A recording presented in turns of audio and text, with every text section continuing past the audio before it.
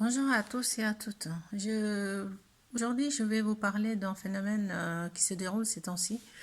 Avec la semaine pour l'emploi de TF1, en fait, il y a beaucoup d'emplois qui se sont régénérés et Pôle emploi doit gérer tout ça. Et il est sûrement un petit peu débordé. Donc, il n'a pas le temps de vérifier toutes les entreprises, si c'est des vrais, si c'est des faux. Et la rédaction TF1 ne fait pas mieux non plus.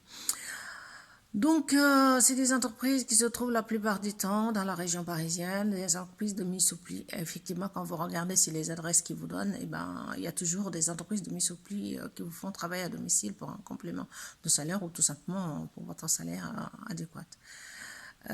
Ils ont tout le système de recrutement de personnel, donc toutes les questions que vous vous attendez en tant que futur salarié, ils vous le poseront, vous répondrez, mais tout se passe par téléphone. Et donc, ils vous diront que nous allons vous envoyer un chèque pour acheter la machine, voilà.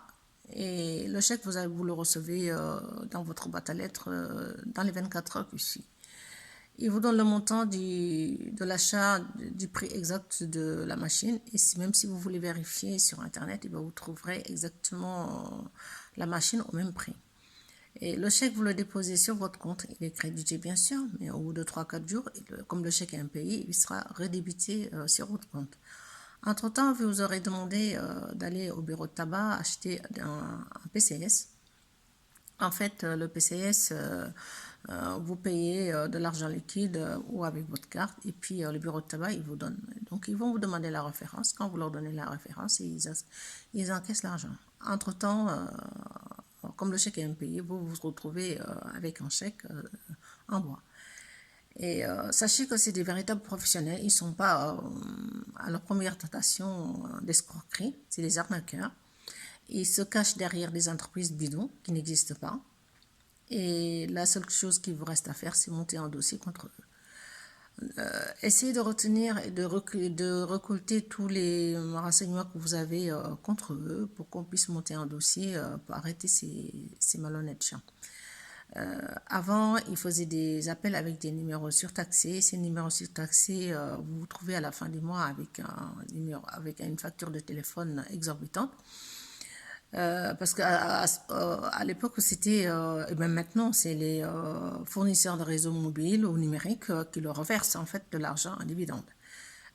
Sachez que si c'est toujours votre cas et que les numéros surtaxés peuvent vous porter préjudice, vous pouvez aller sur votre espace personnel et désactiver tout ce qui est numéro surtaxé. Les appels ne passeront pas.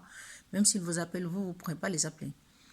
Et à ce moment-là, si vous essayez d'appeler une entreprise, vous ne pouvez pas l'avoir parce que c'est une entreprise avec un numéro surtaxé. Donc, vous sachez que c'est une entreprise malhonnête parce qu'une entreprise honnête ne fait pas payer ses clients les appels téléphoniques. Et sachez que personne n'est à l'abri parce qu'en fait, les démarches sont faites à domicile. On peut être un petit peu fragilisé par les soucis, peu importe la raison pour laquelle, mais il finit toujours par avoir, par curiosité, tout simplement, ce qui est mon cas, parce qu'en fait, c'est une histoire que j'ai entendue parler depuis un certain temps et je voulais aller jusqu'au bout, donc j'ai été jusqu'au bout. Si j'avais aucunement besoin de postuler sur Pôle emploi pour trouver un emploi, parce que j'ai de la chance d'avoir ce qu'il me faut. C'est pas le cas de tout le monde, parce que j'ai un garçon qui est toujours à la recherche d'un emploi, ce qui me pousse d'ailleurs de taper toujours derrière les portes à la recherche d'un emploi pour le soutenir un petit peu sur sa recherche. Donc, personne n'est à l'abri pour vous, pour votre entourage, pour votre enfant, pour vos petits-enfants, peu importe la raison. Si quelqu'un se fait avoir, sachez que ils sont derrière un mur ou derrière un écran, mais ce n'est pas indescriptible. On finira toujours par les coincer. Bon courage et bonne journée.